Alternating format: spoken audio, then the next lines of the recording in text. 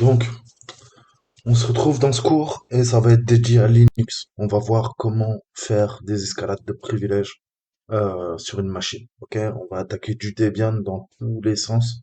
Je vais vous montrer franchement les privilèges que vous devez connaître par cœur pour être à l'aise. Ok, pour attaquer un petit Linux.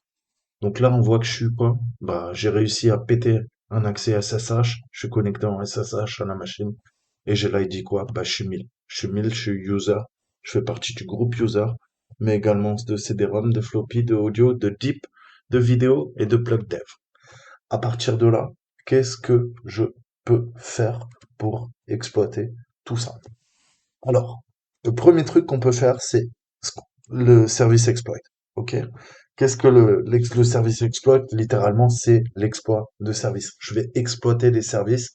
OK? Et là, sur la machine, eh ben, on a le service MySQL. Donc, on a une base MySQL. OK? Qui s'exécute, malheureusement, en tant que route avec l'utilisateur route du service qui n'a pas de mot de passe attribué. Alors, naturellement, ça demanderait une phase de reconnaissance. Je pourrais lancer l'NPs, ok, ou Linux Enum, etc., pour récupérer en fait hein, cette faille, la découvrir ou la découvrir par moi-même, ok. Mais grosso modo, on va tirer parti d'un exploit qui est très populaire et on va se donner des fonctions définies par l'utilisateur. On appelle ça des UDF en fait, hein. Et ça va nous permettre d'exécuter des commandes système en tant que route via notre service MySQL. C'est un peu comme quand on abuse des services sous Windows. OK? Donc, l'exploit le plus connu, eh ben, c'est une faille. On l'appelle la User Defined Function. C'est pour ça que ça s'appelle l'UDF, comme je vous le disais. Et on va abuser des librairies dynamiques. OK? Donc, c'est une CVE qui marche toujours. OK? Puisque c'est un problème de configuration, encore une fois. Ça ne peut pas être patché. Puisque si l'administrateur fait n'importe quoi sur sa machine, eh ben, à partir de là, c'est un problème de mauvaise configuration. Et bah, à moins de patcher le cerveau de l'administrateur pour qu'il soit un peu moins con, eh ben, on pourra pas patcher, ok? Puisque le problème, c'est pas le système, c'est l'administrateur qui a fait n'importe quoi. Donc, dès que vous voyez ce type de configuration, eh ben, on peut en abuser. Moi, je vais vous montrer comment on peut abuser de ça, mais je vais vous rappeler quand même quelques notions sur, pas très longues, mais les fonctions scalaires par l'utilisateur EDF, en fait. On a des fonctions définies par l'utilisateur, qu'on appelle en anglais, donc vous l'avez compris, UDF, qui sont des routines programmables en fait, hein, par l'utilisateur pour qu'elles agissent sur une des lignes de la base de données en fait, hein. Donc on a ça en SQL, plein de langages SQL permettent les UDF. Et on peut définir des propriétés en fait à partir de la base de données. Et là en l'occurrence, on va définir une fonction en base de données et on va lui demander quoi? Bah, de nous donner les droits puisque eh ben, il n'y a pas de mot de passe et on peut se connecter en route.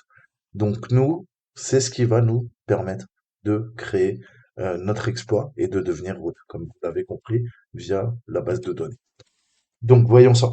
Qu'est-ce que j'ai? J'ai mes tools.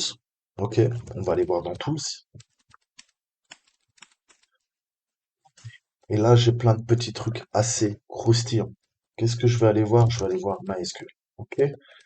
Qu'est-ce que j'ai là-dedans? J'ai un fichier en C. J'ai un fichier en C. Ok? On va venir le compiler. Ok? Donc, qu'est-ce que ça dit? Excusez-moi, je vais peut-être le passer en vert parce que là, c'est dégueulasse. Ouais. Je vais revenir là-dessus, le temps de. Ok, sinon ce sera pas net pour vous. Donc, c'est un exploit. Vous l'avez compris. Et quel est cet exploit? C'est le fameux exploit dont je vous parlais. On va se servir de la librairie dynamique, ok, pour faire une escalade de privilèges à travers bah, la base de données MySQL qui tourne avec les privilèges root, ce qui est une très mauvaise idée, et ça a été modifié pour gérer les dernières versions de MySQL. Ok? Donc là, on va passer Raptor et on va utiliser hein, la base MySQL et vous allez voir comment on peut exploiter ça. Donc, on va compiler. Vous savez que si c'est du C, eh ben, il faut qu'on le compile. Sinon, bah, là, on a juste notre code source. On peut rien en faire. Donc, je vais le compiler.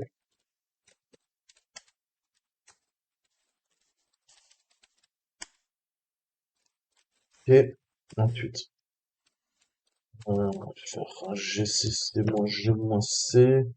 Ouais, je sais pas si honnêtement, il n'y aura pas besoin du C. On va lui dire en partager. Le V1, on va lui mettre tous les arguments. Donc au nom de son name, nous on a vu que c'était quoi? Bah c'est Raptor, notre petit Raptor.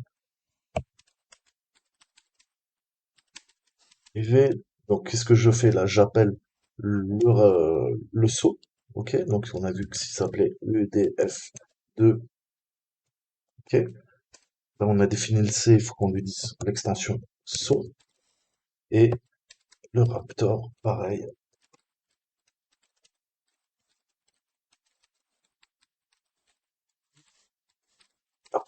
LC. Donc, qu'est-ce qu'on a? On a un A out. Ok. Donc, ça c'est compilé, c'est fait. Maintenant, qu'est-ce qu'il faut qu'on fasse? Eh ben, on va justement appeler notre saut.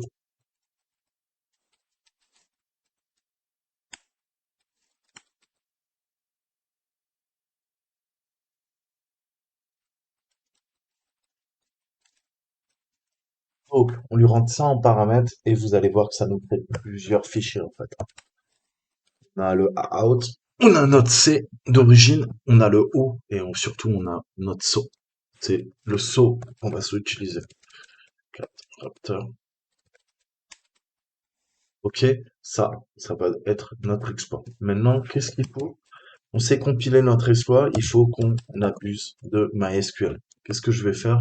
Je vais me connecter proprement sans mot de passe, vu qu'on a vu que malheureusement, bah, il n'y a pas de mot de passe. Ok, et là, je suis connecté. Donc, plein d'instructions. Tenter en SQL, il faut tout le temps une fin d'instruction. Donc, le premier truc qu'on va faire, c'est qu'on va se créer une table, hein. Dans cette table, on va venir placer, déplacer, déposer notre petit payload. Ok. Je vais l'appeler exploit par exemple. V. Ok. Et là-dedans, ben, on va lui dire en ligne et blob. Ça, c'est le formatage. Ok. Donc là, il est content. Query OK. Zero row affected. Donc maintenant, je vais venir charger quoi? Bah, notre petit fichier qu'on a vu, qui est plus lisible, et notre fameux fichier SO en fait. Donc là, je l'insère. Je vais faire une opération d'insert. Insert. Je veux quoi? Into. Je l'ai appelé comment? Plot. Ok.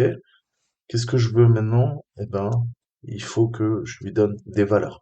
Donc, je vais définir les valeurs et c'est ça qui va permettre de charger notre exploit. Donc, je lui dis valeur, values. Qu'est-ce que je veux? Tu vas me charger un fichier. Ok. Là, je lui donne quoi? Bah, le chemin relatif à notre fichier. On a vu qu'on était dans Home, User, Tools, Sortir, Raptor, UDF, tout. Ok, je referme, fin d'instruction. Ok, juste vérifier parce que j'ai un doute sur le nom.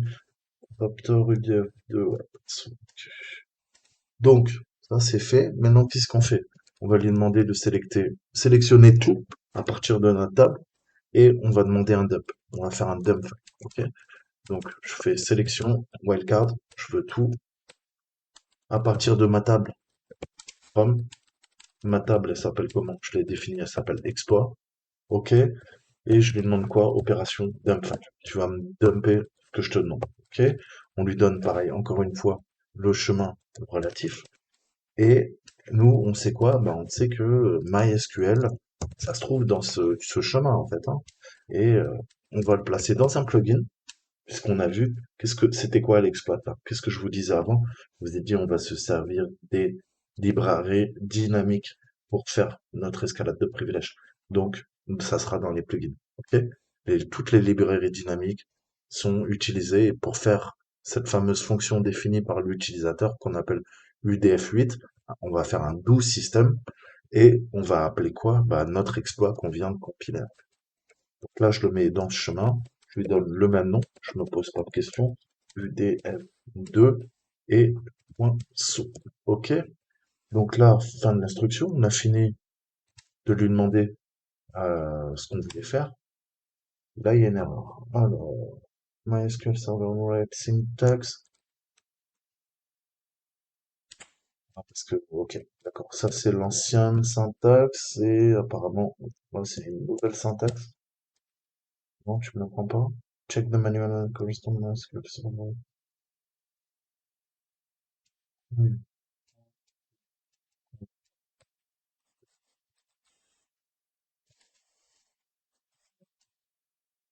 Alors, select étoile from mon export into, ah, j'ai oublié.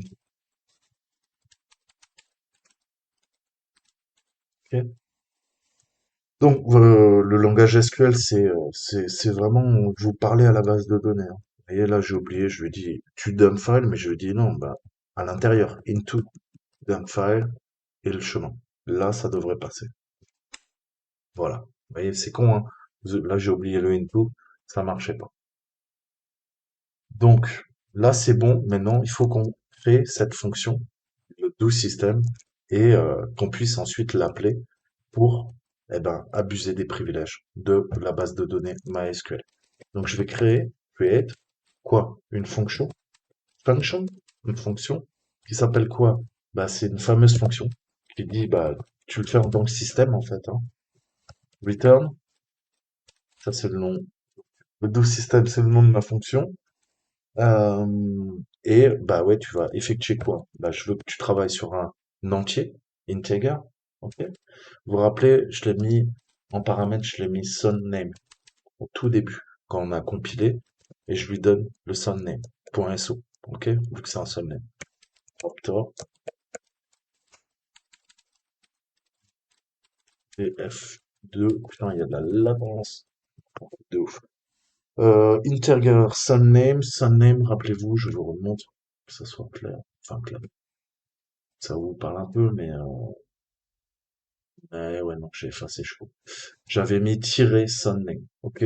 Au tout début, quand j'ai compilé, et ben voilà, le pourquoi du comment. Yes! Ok, donc on a réglé le problème. Si ça vous arrive, il faut refaire un select wildcard from le nom de votre table into dump file avec l'adresse vers le user lib MySQL plugin. Et là, je l'ai fait une deuxième fois en renommant et parce que bah, je pouvais pas supprimer le fichier vu que c'est le root qui est écrit au nom de MySQL. Vous voyez que la première fois, il y a eu un problème. Il fait un octet, alors que là, il fait 8 mégas 2. Donc, il y avait une couille dans le pâté, comme on dit dans le bouchonnois, et bah, il faut recommencer si jamais vous avez l'erreur. Donc là, ça passe, on a notre fonction, mais la fonction, maintenant, il faut qu'on la copie. Ok? On a demandé une fonction doSystem, on l'a intégrée dans un entier, et on lui a dit, bah écoute, tu me prends Raptor, le fichier quoi, qu'on a compilé, qui est notre exploit. Maintenant, je vais lui dire, bah écoute, cette fonction, hein, notre fonction doSystem, tu vas me la copier, ok? Et je veux que tu me copies quoi? Bah, tu vas me copier binbash, ok? Vous avez compris pourquoi on copie binbash. Parce que c'est exactement ça qui va nous permettre de faire notre escalade de privilèges. Et là, je l'appelle rootbash, ok? Je crée un répertoire rootbash, enfin, une sous-arborescence rootbash dans le répertoire TMP, ok? Fin de l'instruction. Qu'est-ce que je lui dis ensuite? Bah, chmod, ok, on va se donner les droits. Tant qu'à faire, hein. XS, ok, comme ça on est bien. Bah, on abuse hein, du SUID bit. Et qu'est-ce qu'on veut? On veut TMP root bash. Ok? Donc, on abuse du SUID bit. Et qu'est-ce que ça va faire en abusant du SUID? Eh ben, on va s'octroyer les droits de l'application qui crée ce process, qui va le spawner. Et donc, elle va le spawner en quoi? On a vu que MySQL, je suis connecté en route sans mot de passe. Eh ben, tout ça, ça va me charger quoi? Ça va me charger un bash fonctionnel dans la sous-arborescence root bash que je viens de créer. J'ai plus qu'à quoi? Fermer, j'ai oublié là, parce que j'ai fait un single quote, fin de l'instruction. Je vais arriver. Ok. Qu'est-ce qu'on voit? Bah, c'est bien intégré à la base de données. Ok. On a one row. Donc, on a notre ligne. Et bah maintenant, qu'est-ce qu'on va faire? Bah, on va abuser de ça, hein. On va faire un slash Q, au revoir, bye bye. Et maintenant, qu'est-ce qu'on va faire? Ben, tranquillement, on va aller dans le TMP, dans route bash, ok? Et qu'est-ce qu'on va lui dire? Tut, tut, tut, tut. Not a directory. Ah oui, pardon. C'est un fichier, c'est pas une arborescence, excusez-moi. Dit des bêtises. Donc voilà. Et je vais faire un slash P, ok, pour l'exécuter. Euh, et c'est ce qui va nous donner notre escalade de privilège. Et on est devenu root bash. Ok? Root. Root. Who am I? Root. Ok? Donc, avec quelques lignes de commande en SQL, vous voyez comment on peut créer un processus malicieux. D'abord compiler notre exploit à partir du C, ok, via GCC. Tout ce qu'il nous faut, nous, c'est un fichier extension so name, et ensuite je vais rentrer dans la base de données. Vu que je peux y accéder, je vais abuser. Je vais me créer tranquillement une table. Je vais insérer des valeurs dans ma table. Ça sera le chemin, ok, absolu de mon exploit. À partir de ça, je vais pouvoir sélectionner tout et je lui dis, tu me dumps toute la table dans un fichier qui sera, qui s'appellera du même nom que mon exploit. Mais cette fois-ci, je lui donne le chemin absolu. Avant, c'était Home User Tool MySQL. Là, c'est User Lib MySQL Plugin.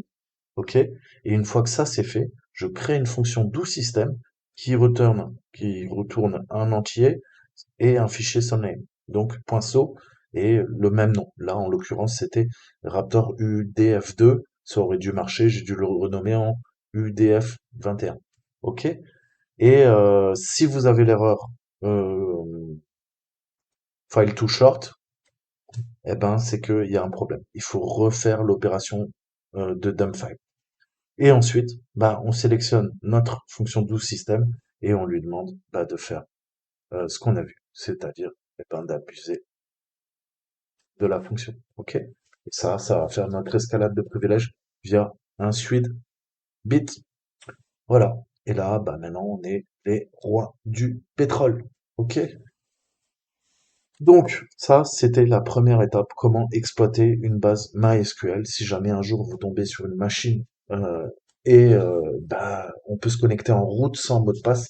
Très, très mauvaise idée de la part de l'administrateur. La preuve en est, on a fait notre escalade de privilèges.